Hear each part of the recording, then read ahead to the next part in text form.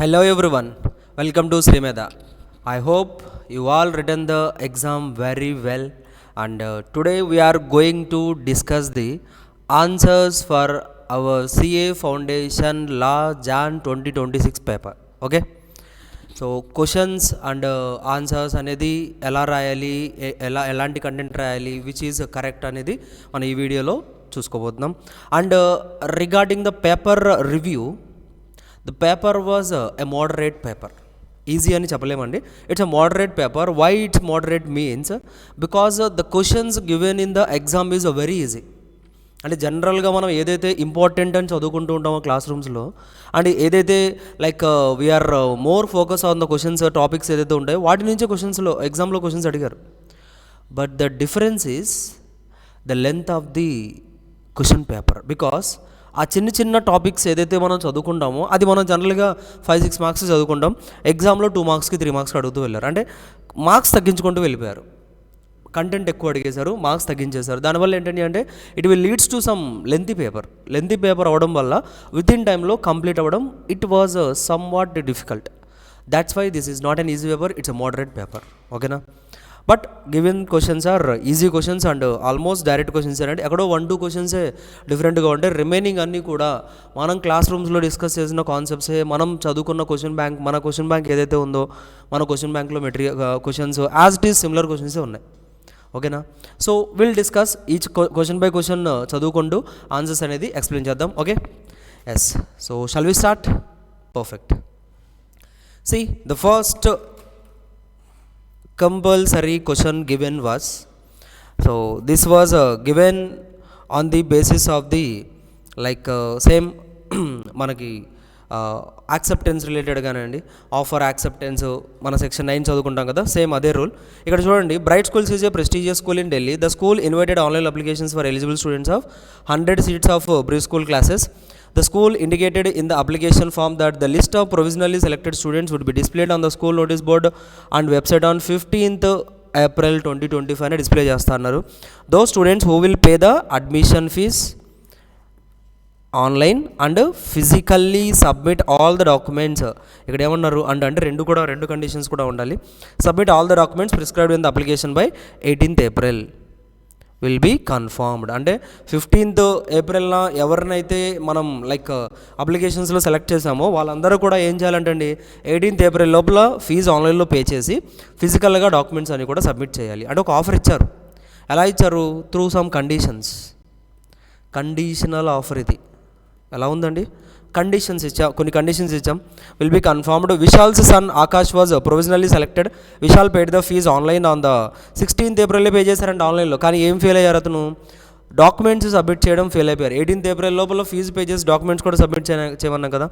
On 19th April 2025 Akash admission was cancelled on account of the non submission of the documents without informing Vishal and all the fees paid by him was refunded on to his account by management of the school. Of course అతను 18th April లోపల submit చేయలేదు కాబట్టి అతను application cancel చేసి అతను pay చేసిన అమౌంట్ని కూడా రిఫండ్ ఇచ్చేశారు management. Vishal contended that he was not informed about the cancellation of the admission. మీరు క్యాన్సిల్ చేసినట్టుగా నాకు ఇన్ఫర్మేషన్ ఇవ్వలేదు కదా, నాకు ప్రాపర్ నోటీస్ ఇవ్వలేదు కదా.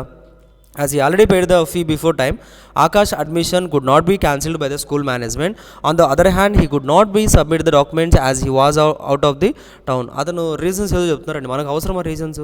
అతను టౌన్లో లేరంటే అందువల్ల సబ్మిట్ చేయలేకపోతున్నాం అంటున్నారు.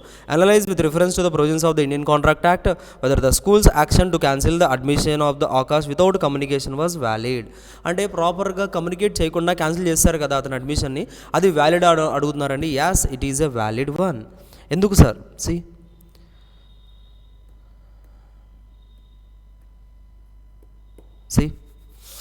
Cancelling the admission prior is legally valid. ఎందుకు వ్యాలిడ్ అవుతుంది సార్ అని అంటే ఇక్కడ చూడండి, మనకి ఇక్కడ ఆఫర్ ఇచ్చారండి మీకు. లైక్ ఏమైనా ఆఫర్ ఇచ్చారు? ఫీజు పే చేయాలి, ఫిజికల్గా డాక్యుమెంట్ సబ్మిట్ చేయాలి అని మీకు ఒక ఆఫర్ ఇచ్చినప్పుడు మీరు యాక్సెప్టెన్స్ ఎలా చేయాలి? వితౌట్ అన్మాడిఫైడ్ ఏదైనా మోడిఫికేషన్స్ చేయొచ్చా? మరి ఇప్పుడు మీరు మోడిఫికేషన్స్ చేస్తే అసలు అక్కడ కాంట్రాక్టే ఫామ్ అవ్వలేదు కదా. ఆఫర్ ఉంది, మీరు యాక్సెప్టెన్స్లో మోడిఫికేషన్స్ చేయకూడదు. అంటే ఏంటి? యాజ్ ఇట్ ఈస్గా ఎలాగైతే చెప్పారో అలాగే యాక్సెప్ట్ చేయాలి. మీరు అలా యాక్సెప్ట్ చేశారా? చేయలేదు కదా. So must be absolute and అన్కండిషనల్గా ఉండాలి యాక్సెప్టెన్స్ అనేది. So consequently no valid acceptance took place and no contract was formed involved between the parties since no contract came into existence. అసలు కాంట్రాక్టే లేనప్పుడు why they need to communicate to you, మీకు అసలు ఎందుకు communicate చేయాలి? Cancellation కూడా communicate చేయాల్సిన అవసరం లేదు. So and refund of the fee supports the validity of the schools action. So school చేసింది కరెక్టేనండి, ఎందుకంటే మీరు యాక్సెప్టెన్స్ అనేది కరెక్ట్గా చేయలేదు. ఒక ఆఫర్ ఇచ్చినప్పుడు యాజ్ ఇట్ ఈస్గా అలాగే యాక్సెప్ట్ చేయాలి. మీరు యాక్సెప్ట్ చేయకపోతే that is not a valid contract. Valid contract కాదు కాబట్టి రివోక్ చేసుకోవడం అంటే మనం జనరల్గా ఏం చదువుకుంటాం, కమ్యూనికేషన్ ఆఫ్ రివోకేషన్ చదువుకుంటాం కదా, అది ఇక్కడ అప్లై అవ్వట్లేదు. ఓకేనా, జస్ట్ ఆ పాయింట్స్ రాస్తే సరిపోతుంది.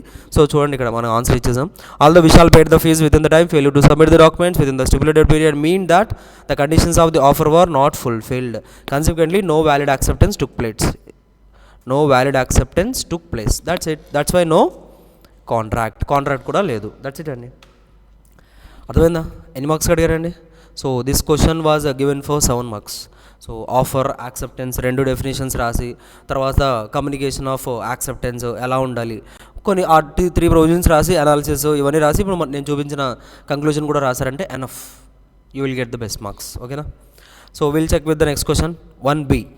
ఇక్కడ ఏంటండి, ప్రసాద్ ఒక ఓపీసీ స్టార్ట్ చేద్దాం అనుకుంటున్నారంట. దేనికోసం?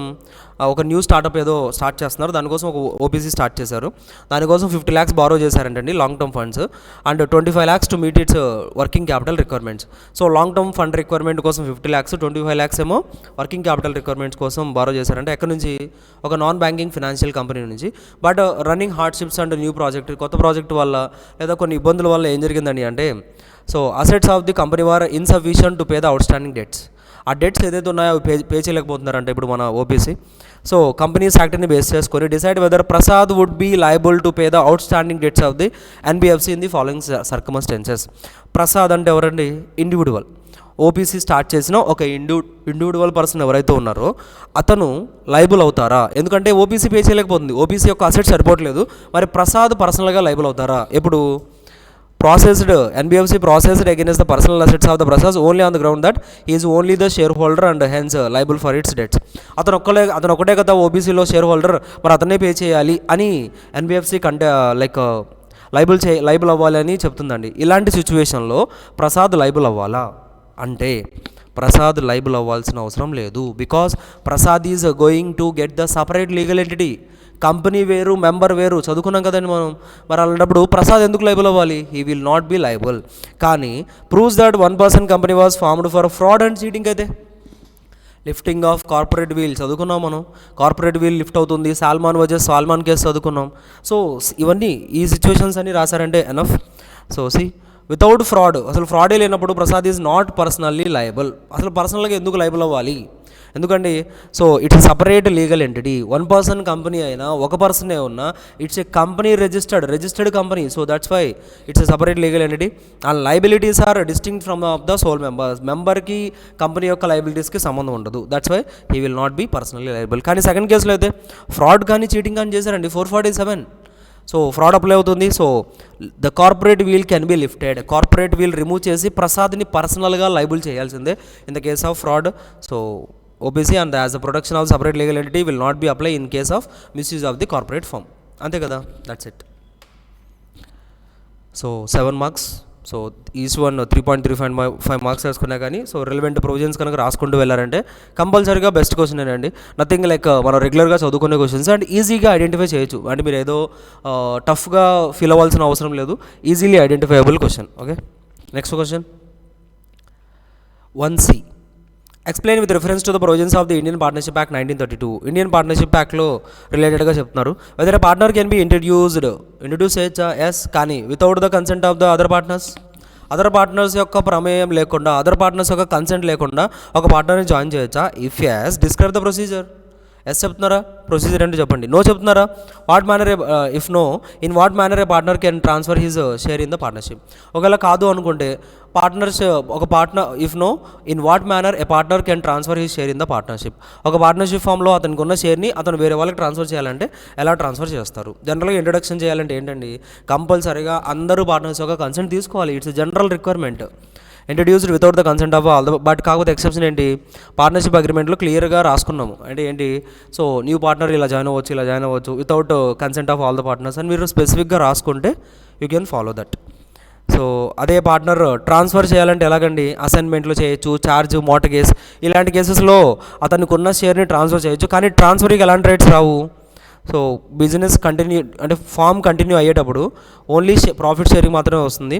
మేనేజ్మెంట్లో ఎలాంటి రైట్ ఉండదు, బుక్స్ ఆఫ్ అకౌంట్స్ ఇన్స్పెక్ట్ చేయలేరు, బిజినెస్లో పార్టిసిపేట్ చేయలేరు. కానీ అదే ఫామ్ డిజాల్వ్ అయిపోతానండి, ప్రాఫిట్ తీసుకోవచ్చు, పార్ట్నర్షిప్ అసెట్స్లో షేర్ తీసుకోవచ్చు, అండ్ అక్కడైనా సరే మేనేజ్మెంట్ రైట్స్ అనేది ఉండదు. సో 2 పార్ట్స్లో అడిగారు, ఒక న్యూ పార్ట్నర్ జాయిన్ అవ్వచ్చా వితౌట్ కన్సెంట్, లేదు ఒక పార్ట్నర్షిప్ ఫామ్లో ఉన్న షేర్ని ట్రాన్స్ఫర్ చేయాలంటే ఏంటి, జస్ట్ ఈ పాయింట్స్ రాశారంటే ఎనఫ్. ఓకే, నెక్స్ట్ అండి, describe the rights of transfer. ఇప్పుడే చదువుకున్నాం కదా. ఆన్ కంటిన్యూషన్లో ఏంటి, on dissolution of the firm. ఆ రెండింటిలో కూడా కంటిన్యూషన్ క్వశ్చన్లో అడిగేశారు. So that is the thing. Okay, ఇక్కడతో first question compulsory question complete అయిపోయిందండి. Next question number 2A, with reference to the provisions of the sale of goods act. ఇక్కడ చూడండి, కొన్ని క్వశ్చన్స్ కంబైన్డ్గా సేల్ ఆఫ్ గూడ్స్ యాక్ట్ నుంచి అడిగేశారు. What is the major difference between condition and warranty, examine the following cases and comment whether it is a breach of condition or breach of warranty by quoting the relevant provisions. కండిషనా వారంటీయా మనం చదువుకుంటాం కదండి. And ఈ cases అంటారా, అసలు మనం చాలా ప్రాక్టీస్ చేసి ఉంటాం. Like while discussing the class రూమ్లో క్వశ్చన్ బ్యాంక్ డిస్కస్ చేసినప్పుడు ఈ క్వశ్చన్స్ అన్ని మనం డిస్కస్ చేసే ఉన్నాం. అలాంటి క్వశ్చన్స్ ఇవి కూడా. Ashutosh purchased A second hand laptop from Sudheer for 10,000 కొన్నారంటండి. ఎవరి దగ్గర నుంచి, సుధీర్ దగ్గర నుంచి. After A 1 month Ashutosh came to know that Sudheer was not the true owner of the laptop. తర్వాత తెలిసింది మనకి 1 month తర్వాత ఏం తెలిసిందండి, సుధీర్ ఓనర్ కాదంట. మనం కొన్నది సుధీర్ దగ్గర నుంచే కదా, కానీ సుధీర్ ఓనర్ కాదంట. Actually Mahindra, a friend of Sudheer, was the true owner of the laptop who annoyingly left his laptop a Sudheer's residence. Sudheer వాళ్ళ ఇంట్లో బై మిస్టేక్ మర్చిపోయినందుకు సుధీర్ ఇంత పని చేశారండి, సేల్ చేశారంట. As a result of Ashutosh position became awkward. What would be the course of action available to Ashutosh in this regard. చెప్పండి, అశుతోష్కి మీరు ఏం చెప్తారండి? అంతేనా, బాధపడమని చెప్తారా? బాధపడాల్సిన అవసరం ఉందా? ఎందుకు లేదు? Because it is nothing but sale by non owner, nothing but condition as to title. అది కాంట్రాక్ట్లో రాసుకోవాల్సిన అవసరం లేదు. కంపల్సరీగా టైటిల్ లేకుండా సేల్ చేస్తే దట్ పర్సన్, అంటే ఈవెన్ దో కండిషన్, అంటే లైక్ నాన్ ఓనర్ సేల్ చేస్తే కాంట్రాక్ట్ క్యాన్సిల్ చేసుకునే రైట్ మన అశుతోష్కి ఉంటుంది.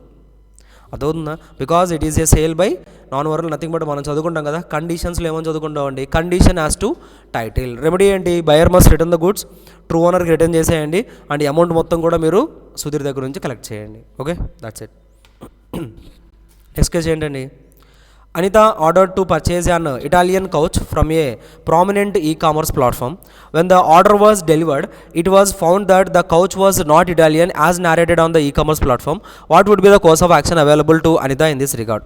ఒక ఆర్డర్ ఒకటి చేశారంటండి. ఏమని ఆర్డర్ చేశారు, అందులో క్లియర్గా రాసింది Italian couch from A prominent Italian couch అని ఆల్రెడీ డిస్క్రైబ్ చేశారంట. అంటే దీన్ని ఎలా కొంటున్నారు, సేల్ బై డిస్క్రిప్షన్. సేల్ ఇక్కడ ఎలా జరిగింది, ఒక డిస్క్రిప్షన్ని బేస్ చేసుకొని జరిగింది కదా. మరి డిస్క్రిప్షన్ని బేస్ చేసుకొని జరిగినప్పుడు అది యాస్టేజ్గా మ్యాచ్ అవ్వాలా లేదా? ఎగ్జాక్ట్లీ. సో ఒకవేళ బ్రీచ్ జరిగితే condition as to sale by description, buyer can reject the goods and claim the refund of the price. ఓకేనా, ఇవన్నీ కండిషన్సే. ఆ తర్వాత Rishabh purchased a car costing 7 lakhs by availing a bank loan which is hypothecated in favor of the bank. Car కొన్నారంటండి, కానీ అది ఎవరి హైపోథికేటెడ్లో ఉంది, bank. అంటే బ్యాంక్ నుంచి లోన్ తీసుకున్నారు కాబట్టి bank has some charge on the car. తర్వాత due to some medical emergency Rishabh took another loan of 5 lakhs from his friend Sandeep on the base of the security of his car. Already car ఎవరి దగ్గర, ఎవరి హైపోథికేషన్లో ఉందండి, it was hypothecated to the bank. కానీ అదే కార్ని సెక్యూరిటీలో ఎవరికి ఇస్తున్నాం, మళ్ళీ మనం సందీప్కి ఇస్తున్నాం. So when the fact of the bank loan came to knowledge of the సందీప్కి తర్వాత తెలిసింది ఇదంతా, అరే రిషబ్ ఆల్రెడీ కారు బ్యాంకుకి ఛార్జ్ క్రియేట్ చేశారని. Rishabh denied paying the loan amount to the Sandeep. So Rishabh amount pay చేయాలంటున్నారంటండి సందీప్కి. What would be the course of action available to Sandeep. మరి సందీప్ పరిస్థితి ఏంటి, మరి కారు సెక్యూరిటీ కింద ఇచ్చారు, కానీ ఆ కారు మంది కాదు, మనం ఛార్జ్ తీసుకోలేదు. ఎందుకు, that was already charge created by the bank already charge create చేసింది. Now what can you do, మీరు లైక్ రిషబ్ ఏదైతేనో సందీప్ ఏం చేయగలరండి అంటే, గూడ్స్ అనేది implied condition that the goods are free from encumbrances. Free from encumbrances, మనం వారంటీలో చదువుకుంటాం ఇది, sorry. So free from encumbrances, free అంటే ఎన్కంబరెన్సెస్ ఎలాంటి ఛార్జెస్ కూడా ఉండకూడదు.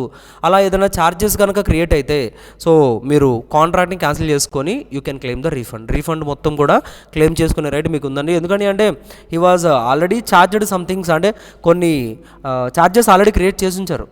అలా ఛార్జెస్ క్రియేట్ చేసింది మళ్ళీ మీకు సేల్ చేశారంటే you no need to wait, you no need to feel sad, you just remediate the contract and get your money. ఓకేనా, దట్స్ ఇట్. నెక్స్ట్ ఒక డైరెక్ట్ క్వశ్చన్ అండి, నథింగ్ బట్ కామన్ సీల్ అంటే ఏంటి? చిన్న క్వశ్చనే బట్ 3 మార్క్స్ అడిగారు.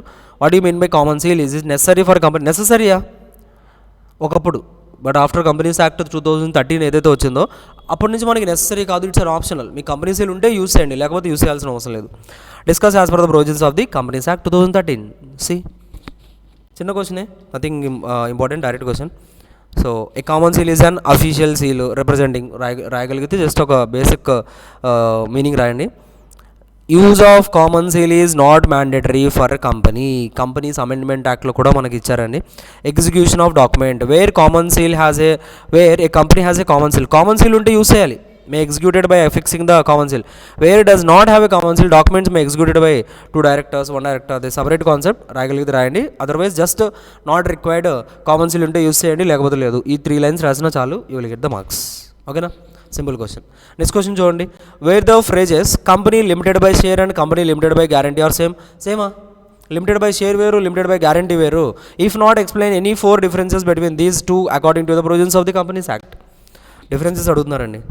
Limited by shares అంటే ఏంటి? Members liabilities limited to the unpaid amount on the shares held. వాళ్ళు ఏదైతే షేర్స్ తీసుకున్నారో అందులో ఏదైనా అన్పెయిడ్ వాల్యూ ఉంది. నేను ఒక 1000 రూపీస్ పెట్టి ఒక్కొక్క షేర్ కొన్నానండి, కానీ 500 రూపీసే పే చేశాను, ఇంకా 500 పే చేయలేదు కదా, ఆ 500నే అన్పెయిడ్ అంటాం. అండ్ ఇక్కడైతే members liabilities limited to the amount guaranteed. ఇక్కడ పేమెంట్ గురించి కాదు, నేను ఒక 5 lakhs ఇస్తానని చెప్పాను, గ్యారంటీ ఇచ్చాను, ఆ 5 lakhs వరకు కూడా కంపెనీ విల్ బి లయబుల్. అలాంటి వాటిని మనం కంపెనీ లిమిటెడ్ బై గ్యారంటీ అని చదువుకుంటాం. ఇది అన్పెయిడ్ పోర్షన్ మీద వస్తుంది, మనం ఇక్కడ ఎంత తీసుకుంటే అంత వస్తుంది. లయబిలిటీ ఎప్పుడు వస్తుందండి? Like payable during the lifetime of the company when calls are made. ఎప్పుడు అడిగితే అప్పుడు, కంపెనీ ఎప్పుడు అడిగితే అప్పుడు పే చేయాలి. కానీ ఇక్కడ ఓన్లీ వైండింగ్ అప్పుడు, కంపెనీ వైండింగ్ అప్ అయితే మాత్రమే you have to pay the guarantee pay చేయాలి. Common use generally formed for commercial and profit oriented. ఇక్కడైతే ఎన్జిఓస్, క్లబ్స్, అసోసియేషన్ వీళ్ళందరూ యూజ్ చేసుకుంటారు. So these are the basic differences between company limited by shares and limited by guarantee.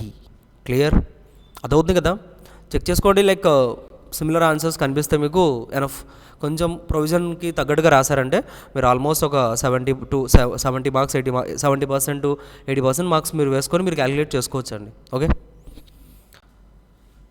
Match అవుతున్నాయి answers అన్ని? Yes, super. So according to the provisions of the limited liability partnership act 2008 state the provisions with respect to the registered office of the LLP and changes దేరిన్.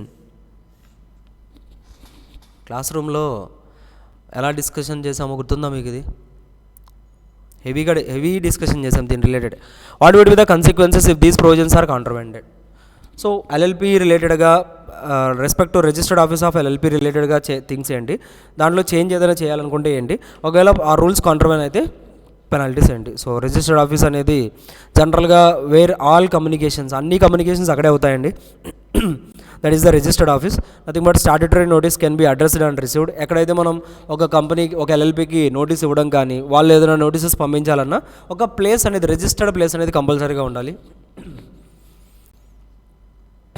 A document may be served on the LLP by post. But కానీ change చేయాలనుకుంటే మీరు ఒక filing, ఒక notice అనేది file చేయాలి, రిజిస్ట్రార్కి file చేయాలి. Then you can change the process. Penalty వచ్చేసరికి 500 per day during the which default కంటే సబ్జెక్ట్ టు మ్యాక్సిమం 50,000. సో ఆ డేట్స్ 15 days 30 days ఇవన్నీ ఉంటాయి. సో ఒకసారి చెక్ చేసుకోండి. ఓకే, డైరెక్ట్ క్వశ్చన్స్ అండి, నథింగ్ ఎక్స్ప్లెనేషన్ ఏం లేదు, ఇక ప్రొసీజర్ రాసుకుంటూ వెళ్ళిపోవడమే కదా. ఈవెన్ జస్ట్ ఈ డైరెక్ట్ క్వశ్చన్స్తోనే మీరు చాలా ఈజీగా 30 to 40 మార్క్స్ తెచ్చేసుకోవచ్చు. Okay, discuss the provisions of the Limited Liability Partnership Act relating to the minimum number of partners required and eligibility criteria for becoming a partner in a LLP. Basic question. minimum two designated partners. At least one designated partner must be resident in India. Partners can be individual and body corporates. Enough. అంతవరకు రాసిన చాలు, you will get the 2 marks. Next question చూడండి, practical question ఒకటి అడిగారు. Shall we start? See. 3A. Ramesh is a supplier of fruits and vegetables in Ajadpur, Mandi, ఢిల్లీలో అతను fruits supply చేస్తున్నారంటే. To expand it's business he invited Suresh and Mahesh his college friends. వాళ్ళ college ఫ్రెండ్స్ని కూడా పిలిచారు, ఎందుకు బిజినెస్ని ఇంకా ఎక్స్పాండ్ చేద్దామని. To invest in his business to invest in his business. So invite చేశారు, వాళ్ళు కూడా ఇన్వెస్ట్ చేస్తా అన్నారు. Suresh and Mahesh were agreed, but they put a condition that they will share profit in the ratio of 33.33% each or interest at the rate 12% per annum on the capital which they will bring. So 33.33% profit and interest capital ఏదైతే తీసుకొచ్చారో దాంట్లో 12%, which ever is higher. ఏది hire ఉంటే తీసుకుంటా అంటున్నారు. కానీ వాళ్ళు ఏం తీసుకొని అంటున్నారండి, లాసెస్ తీసుకోమంటున్నారు. రమేష్ అగ్రీ అయ్యారండి దీనికి, ఈ టోటల్ అగ్రిమెంట్కి అతను అగ్రీ అయిపోయారు. Advise whether this association will be treated as partnership according to the provisions of the Indian partnership act. Losses తీసుకొని అంటున్నారండి. మరి పార్ట్నర్షిప్లో వీళ్ళు ఇది ఒక పార్ట్నర్షిప్ అని చెప్పొచ్చా మనం? రమేష్ స్టార్ట్ చేసిన బిజినెస్లో వాళ్ళిద్దరు కూడా వచ్చి జాయిన్ అయ్యారు. సో ఇన్వెస్ట్ చేస్తున్నారు, ప్రాఫిట్స్ తీసుకుంటా అంటున్నారు, లేదా ఇంట్రెస్ట్ ఆన్ క్యాపిటల్ తీసుకుంటా అంటున్నారు. కానీ ఏం తీసుకుని అంటున్నారు, లాసెస్ తీసుకుని అంటున్నారు. Can be treated as a partnership అని చెప్పొచ్చా? ఎస్. మ్యూచువల్ ఏజెన్సీ ఉందా? Profit sharing with exclusion of loss sharing. మనం ఆల్రెడీ పార్ట్నర్షిప్ యాక్ట్లో చదువుకున్నామండి. Loss sharing is not mandatory, ప్రాఫిట్ షేరింగే ఇంపార్టెంట్, కానీ లాసెస్ తీసుకోవాల్సింది ఇట్స్ అన్ ఆప్షనల్. ఓకేనా? So partnership exist though loss sharing is excluded. Mutual agency ఉంది కాబట్టి, సో టెస్ట్ ఆఫ్ పార్ట్నర్షిప్ జరుగుతుంది కాబట్టి that can be treated as partnership. మనకు was working as a construction contract. Several years నుంచి construction కాంట్రాక్ట్లా work చేస్తున్నారంట. He engaged Roop Singh a labour and material contractor for procurement of raw material and labour for construction site. ఎవరినండి? రూప్ సింగ్ని appoint చేశారంట. దేనికోసం? Raw material తీసుకోవడానికి, లేబర్ని తీసుకురావడానికి ఒక పర్సన్ అపాయింట్ చేశారు. All the expenses pertaining to raw material, labour, wages will be borne by మనమే పే చేస్తామంట. మనకు agreed to give Roop Singh 5% of the contract amount for procurement. అలా రా మెటీరియల్, లేబర్స్ తెచ్చినందుకు 5% షేర్ ఇస్తున్నారు. Whether this arrangement will be termed as partnership, explain according to the provisions of the Indian partnership act. చెప్పండి, ఇది partnership అవుతుందా? Exactly, this is not a partnership. ఎందుకు partnership కావట్లేదండి? అక్కడ ఒక principal agent relationship ఉంది, కానీ ఎక్కడ మ్యూచువల్ ఏజెన్సీ లేదే. నేను చెప్పినట్టుగా మెటీరియల్ తీసుకొస్తున్నారు, నేను చెప్పినట్టుగా లేబర్ని తీసుకొస్తున్నారు, దానికోసం నేను ఒక 5% కాంట్రాక్ట్ ప్రైస్ పే చేస్తే అతను నా పార్ట్నర్ ఎలా అవుతారండి? He will be not treated as partner because there is no mutual agency. Just like principal agent అంతే. అతను చెప్పింది నేను వినను కదా. So that's why it has just a principal. Employee లాగే ఉన్నారు, కానీ ఎక్కడ పార్ట్నర్షిప్ అనేది లేదు. నెక్స్ట్ చూడండి. Shantanu was running business of ABC travel agency from several years. He purchased 10 cars amounting to 100 lakhs for the purpose of running them to on hire. ఒక 10 cars కొన్నారంటండి hire చేద్దామని. 50 lakhs for the purpose he borrowed 50 lakhs for this purpose from Shankar. 50 lakhs ఏమో శంకర్ నుంచి తీసుకొచ్చారంట. Shankar proposed that he will take 25% profit share. నేను 50 lakhs ఇస్తున్నాను కదా, మీ ఆ business ఏదైతే ఉందో ఆ బిజినెస్లో వచ్చిన ప్రాఫిట్లో 25% ప్రాఫిట్ నాకు కావాలన్నారు. He has nothing to do with బిజినెస్లో ఎలాంటి పని చేయరంట. Shantanu agreed for this proposal. After some time Shankar told his friend that he is a partner in ABC travel agency. So నేను కూడా ఒక పార్ట్నర్ అని చెప్తున్నారంట. Shantanu denied the fact. Shantanu కాదు, నువ్వు పార్ట్నర్ కాదు అంటున్నారు. He contended that he is sharing in profits only. నువ్వు ఓన్లీ ప్రాఫిట్స్ మాత్రమే తీసుకోవాలి, కానీ పార్ట్నర్ కాదు. So advise with reference to the provisions of the Indian partnership act. So agreement between the will be treated as partnership అని చెప్పొచ్చా అంటే loan with profit consideration. ఇక్కడ వాళ్ళ ఫ్రెండ్ ఎవరైతే శంకర్ ఉన్నారో, శంకర్ ఏమిచ్చారండి? ఒక లోన్ ప్రొవైడ్ చేశారు. లోన్ ప్రొవైడ్ చేసి ఏం తీసుకుంటున్నారు? కొంత ప్రాఫిట్లో షేర్ తీసుకుంటున్నారు. అంటే ప్రాఫిట్లో షేర్ తీసుకున్నంత మాత్రాన అతన్ని పార్ట్నర్ అని మీరు ఎలా చెప్పగలరు? ఏంటి sir profit sharing only is not a conclusive evidence to decide the partnership firm. అంటే అది పార్ట్నర్షిప్పా కాదా అనేది డిసైడ్ చేయడానికి ఓన్లీ మీరు ప్రాఫిట్ షేరింగ్ ఒకటే తీసుకుంటే సరిపోదండి. We have multiple factors. Mutual agency, బిజినెస్లో పార్టిసిపేషన్స్ చాలా ఉంటాయి. సో ఇక్కడ అతను ఎక్కడ బిజినెస్లో పార్టిసిపేట్ చేయట్లేదు, జస్ట్ ఒక లోన్ ఇచ్చి రిటర్న్ తీసుకుంటున్నారు in the form of profit. So that's why share in profit is consideration for loan, not partnership interest కాదు. జస్ట్ లోన్ ఇచ్చినందుకు కన్సిడరేషన్ కలెక్ట్ చేసినట్టే. That's why we are not treating this as a partnership firm. Clear అయ్యేంతవరకు? Perfect. చూసారా, 2 marks question. కాకపోతే కొంచెం ఇలాంటివి ఎక్కువ ఉన్నాయి. అంటే అప్పుడు జనరల్గా క్వశ్చన్ పేపర్లో ఇలాంటి క్వశ్చన్స్ ఉంటూనే ఉంటాయండి, కాకపోతే ఇలాంటివి ఎక్కువ ఉన్నాయి. దానివల్ల కొంచెం టైం సరిపోకపోవచ్చు, బట్ మేనేజబుల్, ఈజీ క్వశ్చన్స్ కాబట్టి. ఓకే, ఇక అంతే. అంటే అన్నెసెసరీ డేటా రాయకుండా వెళ్ళిపోవడమేనండి. ఇలాంటి క్వశ్చన్స్ ఉన్నప్పుడు ఏం చేయాలి మనం? అన్నెసెసరీ కంటెంట్ రాయకూడదు. అన్నెసరీ అంటే ఫ్యాక్ట్స్ ఆఫ్ ది కేసు, మళ్ళీ క్వశ్చన్ ఇంకో 2-3 సార్లు రిపీట్ చేయడం ఎక్కువ వద్దు. చాలా షార్ట్ చేసుకుంటూ వెళ్ళిపోవాలి. రియల్గా రాయాల్సిన కంక్లూజన్, రియల్గా రాయాల్సిన ప్రొవిజన్స్ యాస్టీస్గా రాసేయాలి. ఓకేనా? That's it. నెక్స్ట్ చూడండి. Shruti textiles private limited is wholly owned subsidiary of SS textiles limited. ఇది ప్రైవేట్ లిమిటెడ్, ఇది లిమిటెడ్. ఇవి చదవాలి ఫస్ట్ మనం. ఏమన్నారు? శృతి టెక్స్టైల్స్ ప్రైవేట్ లిమిటెడ్ ఏదైతే ఉందో అది హోల్లీ ఓన్డ్, ఇది సబ్సిడరీ కంపెనీ అంట. అంటే ఈ ప్రైవేట్ కంపెనీ ఒక పబ్లిక్ కంపెనీ యొక్క సబ్సిడరీ. ఓన్లీ 5 మెంబర్స్ ఉన్నారు. కానీ and restricts the right to transfer their share to any other person other than the person who is in employment of the company. Some members జనరల్గా private company definition చదువుకున్నప్పుడు మనం చదువుకున్నామండి. ఒక private కంపెనీలో ఒక basic restriction ఉంటుంది. ఏంటండి అంటే వాళ్ళ యొక్క షేర్స్ని ఈజీగా ట్రాన్స్ఫర్ చేయలేరు. అదవుతుందా? They cannot transfer the shares. Restriction on transfer of shares అనేది కంపల్సరీగా ఉంటుంది. దాన్ని ఏమంటున్నారు? Some members oppose the decision of the company as they want to invite a group of people to subscribe the shares in Shruti textiles private limited. ఈ private కంపెనీలో చాలా కొంతమందిని తీసుకొద్దాం అనుకుంటున్నారంట. So decide with reference to the provisions whether restriction of company to transfer share is correct. అలా వాళ్ళు ఏదైతే restrict చేస్తున్నారో అది కరెక్టా కాదా అని అడుగుతున్నారండి. అంటే ఇక్కడ పాయింట్ ఏంటండి అంటే కన్ఫ్యూజన్ ఎక్కడ స్టార్ట్ అవుతుందండి అంటే ఒక ప్రైవేట్ కంపెనీని పబ్లిక్ కంపెనీ హోల్డ్ చేస్తే ఈ ప్రైవేట్ కంపెనీని కూడా మనం ఏమని చదువుతాం? జనరల్గా ఒక పబ్లిక్ కంపెనీ ఉందండి, it is holding a private company, then this private company will also be treated as public company అని చదువుకుంటాం కదా. కానీ ఈ ప్రైవేట్ కంపెనీ ఆర్టికల్స్ ఏదైతే రాసుకున్నారో ఆ ఆర్టికల్స్లో జనరల్ రెస్ట్రిక్షన్స్ ఏదైతే ఉన్నాయో ఆ రెస్ట్రిక్షన్స్ అలాగే కంటిన్యూ చేయొచ్చు.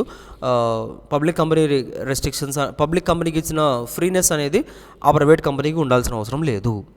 దాట్స్ వై వాళ్ళు ఏదైతే ఒక రెస్ట్రిక్షన్ పెట్టుకుంటున్నారో మెంబర్స్ రావడం వెళ్ళడం గురించి, ఆ రెస్ట్రిక్షన్ వ్యాలిడే అవుతుంది. That's it. ఇది కొంచెం కన్ఫ్యూజ్ అవ్వడానికి ఛాన్స్ ఉన్నాయి క్వశ్చనే. The restriction on transfer of share is valid. Legal reasoning ఇక్కడ ఇచ్చేసాను చూడండి. So a private company is required to restrict the right to transfer it shares through articles even where the private company is subsidiary. So therefore the restriction on the share transfer is legally permissible notwithstanding the subsidiary status. That's it. Next చూడండి, మనం multiple times చదువుకున్నాం. మీరు like క్లాస్లో చెప్పాను కదా, small company limits దాని related questions అనేది మనం కంపల్సరీ గెస్ అని చదువుకున్న క్వశ్చన్స్ ఇవన్నీ మన క్లాస్ రూమ్లో కూడా నేను చాలాసార్లు చెప్పాను. కంపల్సరీ ఈ అటెంప్ట్లో మీకు ఈ క్వశ్చన్స్ వస్తాయని అని. సో సిమిలర్ క్వశ్చనే. Paid up capital and turnover ఇచ్చారండి. ఎవరికి? Aaradhya cosmetics private limited ACPL. 4 crores ఉందంట, 45 crores ఉందంట. సో చెప్పండి లిమిట్స్ ఏంటండి? స్మాల్ కంపెనీ లిమిట్స్ ఏంటి? 4 crores అండ్ 40 crores. అంటే 4 crores అది విత్ ఇన్ లిమిట్లో ఉంది, కానీ ఇది ఆల్రెడీ క్రాస్ అయిపోయింది. It already crossed the like turnover limit already cross అయిపోయింది. కాబట్టి మనం స్మాల్ కంపెనీ అని చెప్పొచ్చా? చెప్పకూడదు. Directors of ACPL decided not to follow the some provisions as it is a small company. అవునా? ఎలా అవుతుందండి small company? So company secretary of Pooja fashions private limited contended that is not a small company as ACPL is a holding company of a PFL. So ఒక private company ఉందంటే ఆ company యొక్క holding like not is as it is a holding company కూడా చెప్తున్నారు. Decide whether ACPL is can avail the status of small company according to the provisions. ఛాన్సే లేదు. Can not be treated as a small company. As per the section 2 small company must be paid up capital limits అవన్నీ చదువుకున్నాం కదా. So in the given case although the paid up capital is turnover ఓవర్ లేదు కదా, thereby violating the turnover. Further holding companies are expressly excluded from the definition. మనం exclusions చదువుకుంటాం. ఒక holding company subsidiary companies ఉంటే వాళ్ళని small అని చెప్పకూడదు. హోల్డింగ్ సబ్సిడరీ అంటే సంథింగ్ ఎవరో ఉన్నారనే కదా, మీరు ఎలా స్మాల్ కంపెనీ అని చెప్తాం? చెప్పడానికి ఛాన్స్ లేదు. Hence the company is not eligible for small company status. ఎలాంటి సిచ్యువేషన్లో కూడా మీకు స్మాల్ కంపెనీ స్టేటస్ అనేది రాదు.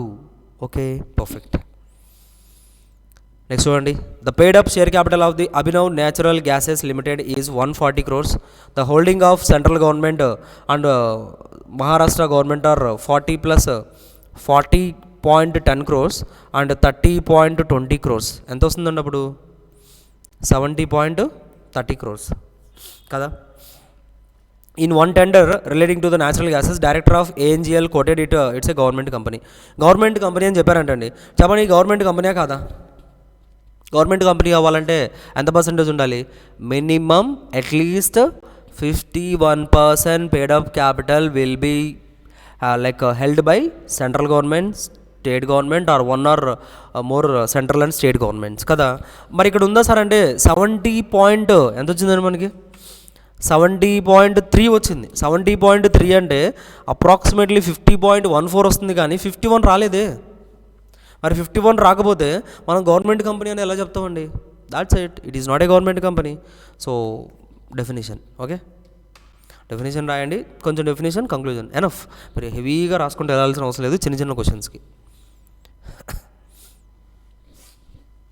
The passing of property, transfer of property constitutes most important element and factor to decide. చాలా ఇంపార్టెంట్. ఎప్పుడు ప్రాపర్టీ ఓనర్షిప్ ఎప్పుడు transfer అవుతుంది సేల్లో అనేది డిసైడ్ చేయడం చాలా ఇంపార్టెంట్. ఎందుకండి ఓనర్షిప్ అంటే risk lies with ownership. Ownership ఎక్కడైతే ఉంటుందో రిస్క్ కూడా అక్కడే ఉంటుందని చదువుకున్నామా? మరి అలాంటప్పుడు the primary rule determining the passing of property from seller to buyer depends upon the following. So ownership seller నుంచి బయర్కి ఎప్పుడు వెళ్తుంది అనేది డిసైడ్ చేయాలంటే మనకి 2 ఫ్యాక్టర్స్ ఉన్నాయి. అసర్టైన్డ్ గూడ్స్ అయితే ఎప్పుడు ట్రాన్స్ఫర్ అవుతుంది, అన్అసర్టైన్డ్ గూడ్స్ అయితే ఎప్పుడు ట్రాన్స్ఫర్ అవుతుంది అనేది మనం క్లాస్ రూమ్లో డిస్కస్ చేస్తూనే ఉంటామండి ఈ క్వశ్చన్స్. సో అసర్టైన్డ్ గూడ్స్ అంటే ఏంటి? గూడ్స్ స్పెసిఫికల్లీ ఐడెంటిఫైడ్ అంటే ఏంటండి? Specifically identified and agreed upon at the time of contract. అంటే మనం అసర్టైన్డ్ గూడ్స్ అంటే ఏంటి? ఈజీగా ఐడెంటిఫై చేయగలుగుతున్నాం. కాంట్రాక్ట్ రాసుకునేటప్పుడు మనకు తెలిసిపోతుంది, okay these are identified goods. ఒక మొబైల్ షాప్లోకి వెళ్ళి మారథాన్ క్లాసెస్లో గుర్తున్నాయి ఎగ్జాంపుల్స్ అన్నీ. లైక్ ఒక మొబైల్ షాప్కి వెళ్ళి ఒక మొబైల్ iPhone 17 Pro కావాలని అడిగారండి. అదేంటి? Ascertained goods. ఎందుకు? మనం కాంట్రాక్ట్లోకి ఎంటర్ అయ్యేటప్పుడు అది ఐడెంటిఫై చేయగలుగుతున్నాం కదా. మరి ఓనర్షిప్ ఎప్పుడు ట్రాన్స్ఫర్ అవుతుంది? According to the intention. మీరు ఎప్పుడు ట్రాన్స్ఫర్ చేయాలనుకుంటే అప్పుడు, లేదా ఎప్పుడైతే డెలివరీ జరుగుతుందో అప్పుడు. ఇలాంటి సిచ్యువేషన్స్లో ఓనర్షిప్ ట్రాన్స్ఫర్ అవుతుంది. అన్అసర్టైన్ గూడ్స్ అయితే మనం ఇంకా అసర్టైన్ చేయలేదు. ఒక 100 లీటర్స్ ఆఫ్ ఆయిల్ ఉందండి, అందులో మీరు ఒక 5 లీటర్స్ అడిగారు. ఇంకా మీ 5 లీటర్స్ ఏంటో డిసైడ్ చేయలేదు కదా. అది డిసైడ్ చేసి డెలివరబుల్ స్టేట్లోకి వచ్చేంత వరకు కూడా ఓనర్షిప్ ట్రాన్స్ఫర్ అవ్వదు. So description by quantity, ownership passes only specifically identified appropriated to the contract. అవన్నీ జరిగితేనే ఓనర్షిప్ ట్రాన్స్ఫర్ అవుతుంది. సో ఆ పాయింట్స్ రాశారంటే ఎనఫ్. క్లియర్ ఇంతవరకు? పర్ఫెక్ట్.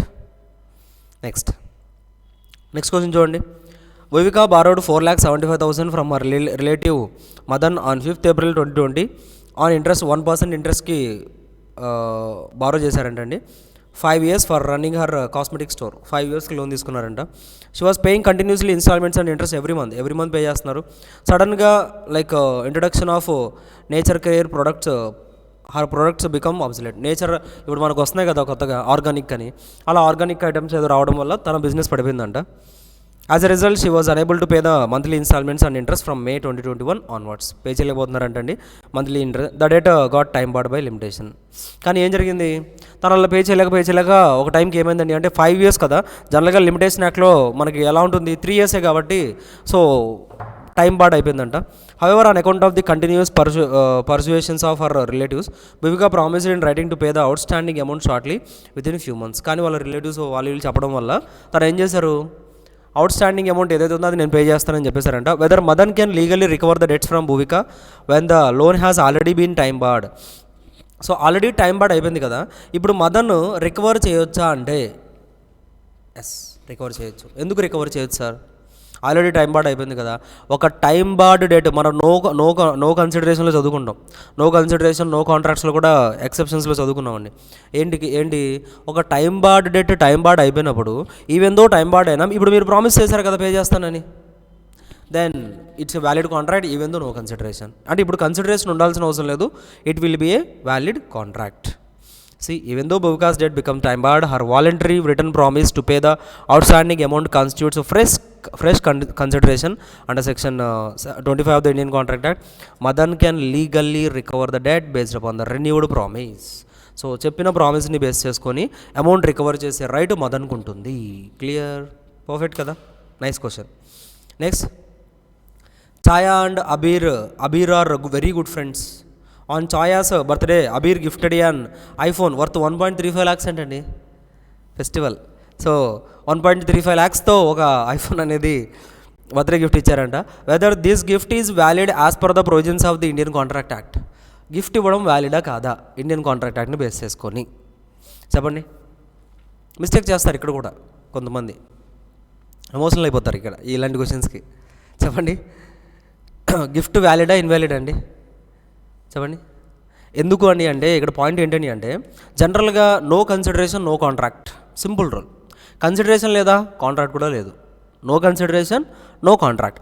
కానీ ఈ కేసులో అది ఎక్సెప్షన్స్లో మనం ఏం చదువుకున్నామండి, ఒక కంప్లీటెడ్ గిఫ్ట్ ఇవ్వడానికి కన్సిడరేషన్ అవసరం లేదు. ఈవెన్ దో కన్సిడరేషన్ లేకపోయినా a completed gift is a valid contract create చేస్తుంది.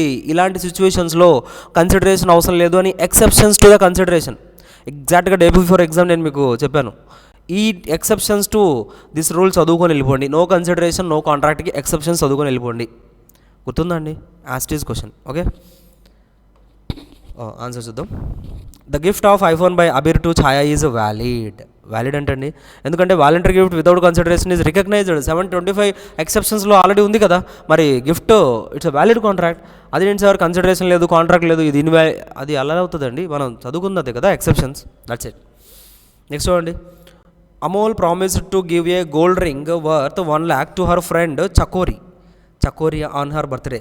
గోల్డ్ రింగ్ ఇచ్చారంటండి 1 lakh to her friend Chakori on her birthday. మిమ్మల్ని కొంచెం ఎంటర్టైన్ చేయడానికి ఇలాంటి క్వశ్చన్స్ ఎగ్జామ్లో రాసి స్ట్రైన్ అయిపోతారు కదా, కొంచెం ఇలాంటి క్వశ్చన్స్ చూసి ఒక స్మైల్ వస్తుంది కదా, so that's why. Whether the promise made by Amol is enforceable in law as per the provisions of the Indian contract act. Gold ring ఇచ్చాం కదా, గోల్డ్ రింగ్ ఇస్తానని ప్రామిస్ చేశారు ఎవరికండి, ఫ్రెండ్కి, Chakori. So whether the promise ఏదైతే ఇచ్చారో అది లీగల్గా ఎన్ఫోర్సబుల్ అవుతుందా అంటే కేసు ఫైల్ చేయొచ్చా ఇవ్వకపోతే, చెప్పండి. What would be answer if the relation between Amol and Chakori is husband and wife. Marriage అయిపోయిందని హస్బెండ్ అండ్ వైఫ్ అంట. ఒకవేళ అమోల్ హస్బెండ్ చకోరి వైఫ్ అయితే వాళ్ళు కనుక ప్రామిస్ చేస్తే ఇది వ్యాలిడ్ అవుతుందా అంటే ఎన్ఫోర్సబుల్, లీగల్గా ఎన్ఫోర్స్ చేయొచ్చా అంటే ఎక్కడ కూడా చేయలేరు.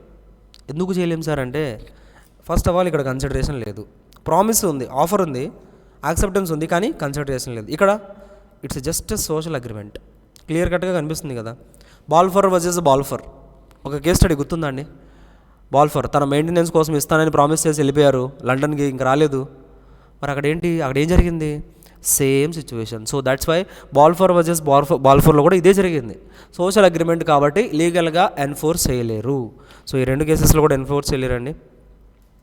So without consideration is void, ఇక్కడ are social agreements not enforceable. క్లియరా, ప్రొవిజన్స్ నీట్గా రాయాలి, అప్పుడే మీకు మార్క్స్ వస్తాయి. What is promissory note, what are the essential, basic question. Promissory note essentials కదా. సో డైరెక్ట్ క్వశ్చన్ అండి, రైటింగ్లో ఉండాలి, express promise to pay, unconditional, signed, payment of money, certain sum, certain parties, proper stamping, stamp paper ఉండాలి. రఫ్ పేపర్లో రాసుకుంటాను sir, rough పేపర్లో కొంచెం ఖాళీ మిగిలింది, ఇక్కడ ప్రామిసరీ నోట్ రాస్తాను, రాయకూడదండి. Stamp paper recognised by the government, so ఆ స్టాంప్ పేపర్స్ ఉంటాయి, వాటి మీద రాయాలి, స్టాంపు కంపల్సరీగా అందించాలి. Okay, that's it. Direct question మీరు కంపల్సరీగా మంచిగా రాశారనుకుంటున్నాను. Describe in brief about the following regulatory bodies of the government of India. So RBI expected question, regulatory body. కొంచెం insolvency bankruptcy board of India side చేస్తాం కదా మనం, సో చదవరు కదా, సో దట్స్ వై అడిగేశారు. ఓకే, గెస్ క్వశ్చన్స్ అంటే రెగ్యులర్గా class రూమ్లో మనం డీటెయిల్గా చదువుకుంటాం, కాకపోతే ఎక్కువ ఫోకస్ మీరు అలాంటి క్వశ్చన్స్ మీరు చేయరు. బట్ ఆర్బీఐ మీకు తెలిసిందే. So central bank of India, regulatory banking, unitary minister of under ministry of finance. So supply of Indian currency supply చేసే settlement systems, promotes economic development, so printing of currencies, ఇవన్నీ. So basic things అందులో రాస్తే సరిపోతుంది. Insolvency and bankruptcy board of India, bankruptcy ప్రొసీడింగ్స్ని, statutory authority, insolvency bankruptcy code, IBC code 2016 ఉంది. So it's statutory authority for that. IPS, IBS and information utilities, ఇవన్నీ ఉంటాయి అందులో. ఎల్ఎల్పీస్, forms, ఎన్సీఎల్టీస్, డిఆర్టీస్, వీళ్ళందరూ కూడా అండి. సో బేసిక్ థింగ్స్ కొన్ని పాయింట్స్ అని రాయగలిగితే ఎనఫ్. ఓకే, డైరెక్ట్ క్వశ్చన్ అది కూడా. నెక్స్ట్ క్వశ్చన్ చూడండి. Raj is a manufacturer of talcum powder. Talcum powder ఏదో మ్యానుఫ్యాక్చరర్ అంట. Vikas purchased talcum powder from Raj and after using it he suffered from skin irritation due to chemical residue available in talcum powder. Talcum పౌడర్లో chemical residue ఉంటుంది.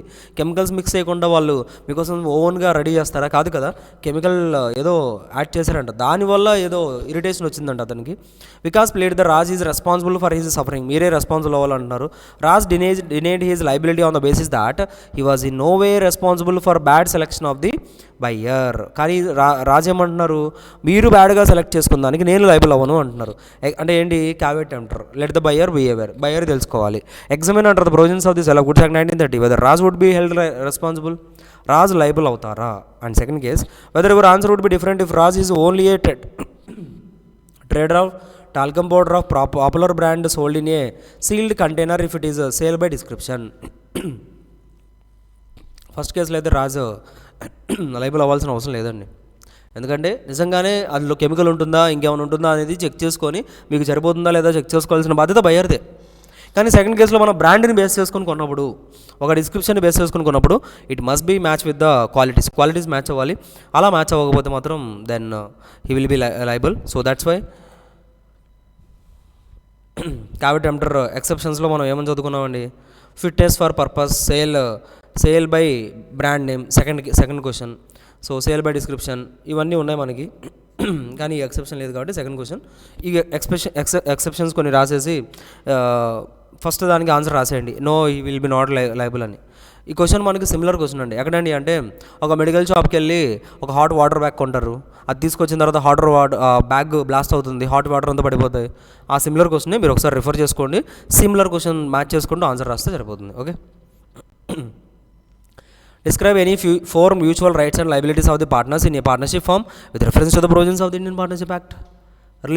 Relations of partners first topic ఇదే, important అని చెప్పాను నేను already. ఓకేనా, exam day before చెప్పినవండి ఇవన్నీ. Mutual rights and liabilities. So no remuneration, జనరల్గా అయితే శాలరీ ఇవ్వరండి unless otherwise agreed. Equal sharing ఉండాలి unless otherwise agreed. So interest on capital ఉండొచ్చు, interest on advances beyond capital, indemnity by firm will indemnify by partners must indemnify mutual agencies. ఓకేనా, ఆ rights already 4 అడిగారు, అందులో మీరు ఏ 4 రాసినా okay, perfect, that's it. Describe any 3 grounds on which the court may dissolve the partnership firm. Dissolution of the partnership firm. Court ఎప్పుడు dissolve చేస్తుంది, అందులో కూడా అన్ని పాయింట్స్ అడగట్లేదు మిమ్మల్ని. ఏంటంటే 3 grounds అడుగుతున్నారు, డైరెక్ట్ క్వశ్చన్స్ ఇవన్నీ కూడా. Insanity, partner insanity, permanent incapacity, misconduct, persistent breach of agreement, transfer of interest, continuation losses, just and equitable grounds. ఇందులో ఒక 3 రాసినా చాలండి, క్వశ్చన్ కంప్లీటెడ్, డన్. అదవుతుందా? సో 3 points అడుగుతున్నారు. ఎప్పుడు కోర్టు డిజాల్వ్ చేస్తుంది ఒక పార్ట్నర్షిప్ ఫామ్ని, మీరు డిజాల్వ్ చేసుకోవడం కాదు, ఎప్పుడు కోర్టు డిజాల్వ్ చేస్తుంది అని అడుగుతున్నారు. ఈ సిచ్యువేషన్స్లో court will dissolve the partnership firm, that's it. అందులో 3 points రాస్తే ఎనఫ్. డిశ్చార్జ్ ఆఫ్ షూరిటీ ఎప్పుడు డిశ్చార్జ్ అవుతారు? కాంట్రాక్ట్ రివోకేట్ చేయడం వల్ల, conduct of the creditor, invalidation of the contract, అన్నింటిలో డిశ్చార్జ్ అవుతారు. కానీ అన్నింటిలో అన్ని పాయింట్స్ అడగట్లేదు మిమ్మల్ని. ఎనీ టూ 2 పాయింట్లు రాస్తే సరిపోతుందండి. అదే కొంచెం పెద్ద క్వశ్చన్స్ ఇవన్నీ, కానీ చూసారా కట్ చేసి ఇచ్చారా అంటే మీరు క్వశ్చన్ మొత్తం చదివితేనే మీరు ఆన్సర్ చేయగలరు. అదవుతుందా? Only conduct of the creditor చదువుకుని వెళ్ళాను సార్, మిగతా వదిలేసాను, అయిపోయింది, 2 పాయింట్లే రాయగలరు మీరు, మిగతా రాయలేరు కదా. అంటే క్వశ్చన్ మొత్తం చదివితేనే రాయగలరు. సో దట్స్ వై కొంచెం లిటిల్ బిట్ డిఫరెంట్ క్వశ్చన్ అని చెప్పడం జరిగింది. So by revocation of guarantee, notice ఇచ్చి చేయొచ్చు డెత్ ఆఫ్ ది షూరిటీ, లేదా కండక్ట్ ఆఫ్ క్రెడిటర్ కండక్ట్ అంటే టర్మ్స్లో చేంజెస్ రావడం, ప్రిన్సిపల్ డెటర్ని వదిలేయడం, లేదా ఇన్వాలిడేషన్ ఆఫ్ ది గ్యారంటీ అంటే మిస్రిప్రజెంటేషన్ చేసినా కన్సిల్మెంట్ చేసినా ఆటోమేటికల్గా ఎంటర్ అయిన అగ్రిమెంట్ ఏదైతే ఉందో that will be automatically discharge అయిపోతుంది. ఓకేనా. సో లాస్ట్ క్వశ్చన్ చూడండి, 6A.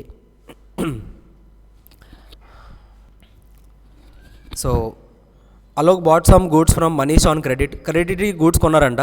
Later he issued a cheque for that use from his bank and asked Manish to encash a cheque within 2 days. Cheque ఇచ్చారంటే cheque validity అంతా 3 months ఉంటుంది. మన అలోక్ మనీష్ ఏమని చెప్పారు, మనీష్ దగ్గర నుంచి క్రెడిట్లో కొన్నారు, ఆ మనీష్ ఏమని చెప్పారు, later he issued a cheque for dues. Alok ఏమని చెప్పారు, 2 daysలో వెళ్ళి ఎన్కాష్ చేసుకోండి, బ్యాంక్కి వెళ్ళండి అని చెప్పారు. కానీ మన అలోక్ ఏం చేశారు, there are sufficient balance to pay Manish dues. Manish presented the cheque after 1 month. Manish ఏం చేశారండి, 1 month తర్వాత తీసుకెళ్ళి బ్యాంక్లో ప్రజెంట్ చేశారు, which was return due to insufficient funds. అది ఎన్ని డేస్లో చెప్పారు, 2 daysలో. మన అతను ఎప్పుడు వెళ్ళారండి, 1 month తర్వాత వెళ్ళారు. తప్ప అండి, నాట్ ఎట్ ఆల్. అందులో మెయింటైన్ చేయాల్సి ఆ బ్యాలెన్స్ కట్ అయ్యేంత వరకు మెయింటైన్ చేయాల్సిన బాధ్యత ఆ పర్సన్కి ఉన్నప్పుడు he can't do like this. Manish made A demand for the payment but Alok fail to pay. Manish send him notice to pay the out standing date. Notice కూడా పంపించారంట. అలోక్ నోటీస్ని కూడా ఇగ్నోర్ చేశారండి. That's it. 138 అట్రాక్ట్ అయిపోతుంది. ఇంకా Manish filed a case for dishonour of the cheque. Dishonour of cheque apply అవుతుందా లేదా? Apply అవుతుంది. Alok defended himself on the ground that నేను ముందుగానే చెప్పాను కదా 2 daysలో చేయమన్నాను కదా, నువ్వు చేయలేదు, నీ మిస్టేకే అని డిఫెండ్ చేస్తున్నారంట. So whether Alok's defense was are valid under the provisions of the Negotiable Instrument Act? No. Whether Manish can file a suit against Alok for dishonor of the check? How many days he can file the complaint? Same 138 clear కట్గా చెప్పాను exam ముందు రోజు. Dishonour of check చదువుకొని వెళ్ళిపోండి అని. ఓకేనా? So guess questions చాలా repeat అయ్యాయండి. That's it. చదువుకున్న వాళ్ళు చాలా ఈజీగా ఫీల్ అయి ఉంటారు, I hope. So defence is not valid. ఎందుకు అవుతుందండి? 2 daysలో చెప్తే 2 daysలో వెళ్ళాలని రూల్ ఉందా? కాదు కదా. 3 months వ్యాలిడిటీ ఎందుకు ఇచ్చారు? ఎప్పుడన్నా వెళ్ళచ్చు. అంటిల్ పేమెంట్ జరిగేంత వరకు మీరు మెయింటైన్ చేయాలి. అది మీ mistake. Yes, Manish can file a complaint under section 138. Notice must be given to the 30 days of receiving the notice. ఆ తర్వాత 15 days నోటీస్ వచ్చిన తర్వాత కూడా పేమెంట్ చేయకపోతే డ్రాయి 15 daysలో పే చేయాలి. పేమెంట్ చేయకపోతే so he can file A complete with in 1 month from after the expiry అయిపోయిన తర్వాత కంప్లైంట్ చేయొచ్చు. సో పెనాల్టీస్ తెలుసు కదా, ఇంప్రెజన్మెంట్ అవన్నీ ఉంటాయి. ఇందులోనే మనకి ఇంకొక సో ఇందులో కదా option B, some agreements are held to be opposite to public policy. Define any 6 అడుగుతున్నారు. అపోజిట్ టు పబ్లిక్ పాలసీ మనం చాలా చదువుకున్నాం. Trading with enemies, stifling prosecution, maintenance champerty, trafficking public offences, agreement tending creating monopolies, marriage brokerage, interference with courage, course of justice, interest again at obligation, consideration unlawful in parts. ఇలా మనం చాలా చదువుకున్నాం కదండి. ఇవన్నీ కూడా అపోజిట్ టు పబ్లిక్ పాలసీనే. అందులో 6 రాయమంటున్నారు. 6 రాసి వాటికి కొంచెం ఎక్స్ప్లెనేషన్ కూడా రాయాలి మీరు.